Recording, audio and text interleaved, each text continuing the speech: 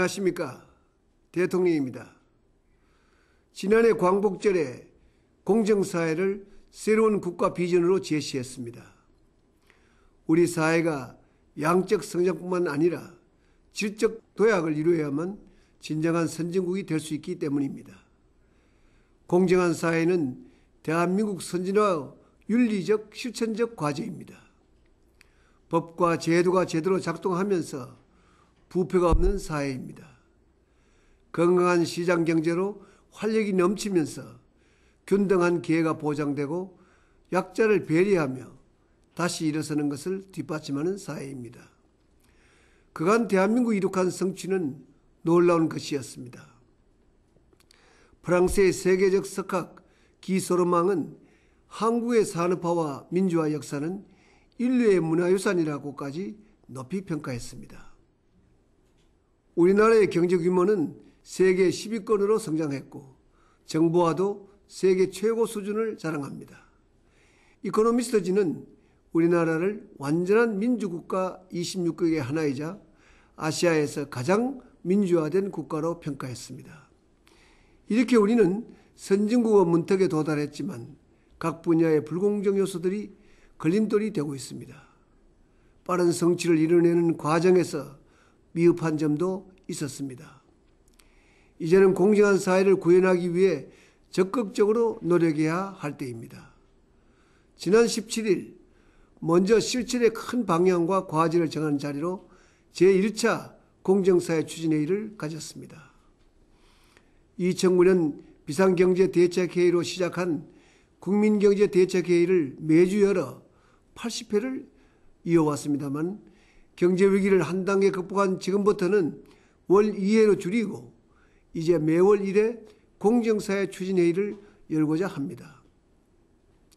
1차 회의에서는 이러한 공정사회를 만들기 위한 추진 과제로 병력, 납세, 교육, 근로 등 국민의 의무에 관한 것들이 먼저 제기됐습니다. 병역상의 편법이나 탈법, 소득 탈루와 상습적 세금 체납, 임금 체불과 하도급 근로자에 대한 부당 처우, 우리는 이런 일들을 자주 봐왔습니다. 그래서 국민의 의무에 관해서는 공정사회 필요성에 대한 국민적 공감대가 가장 널리 형성되어 있습니다. 행정부가 할 수 있는 정책 과제들로부터 또 국민 생활과 직결되는 사항부터 차근차근 실천해 나가겠습니다.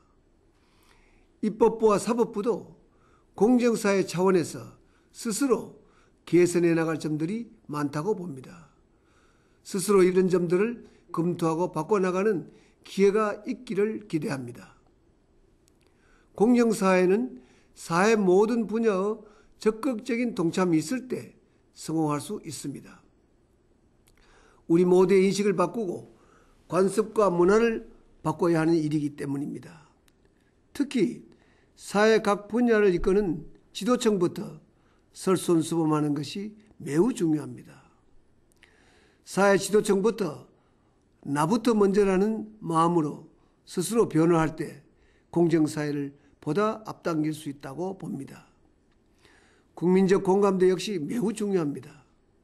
그런 의미에서 최근 학계를 중심으로 민간 차원에서도 공정사회에 관한 논의가 활발해지고 있는 것은 매우 바람직하다 하겠습니다. 지난 서울 G20 정상회의 때 자율적 차량 이부제가 큰 성과를 거둔 것처럼 이미 국민들의 수준과 생각은 앞서가고 있습니다. 공정사회에 관한 정부의 정책 추진은 사회 지도층의 솔선수범 그리고 시민사회의 자발적인 노력이 함께할 때 결실을 맺을 수가 있습니다. 나 자신 이렇게 생각합니다. 사랑하는 국민 여러분, 공정사회는 우리만의 과제는 아닙니다. 흔히 선진국은 이미 공정사회를 이룩했고 개발도상국은 미흡하다고 생각하기 쉽습니다.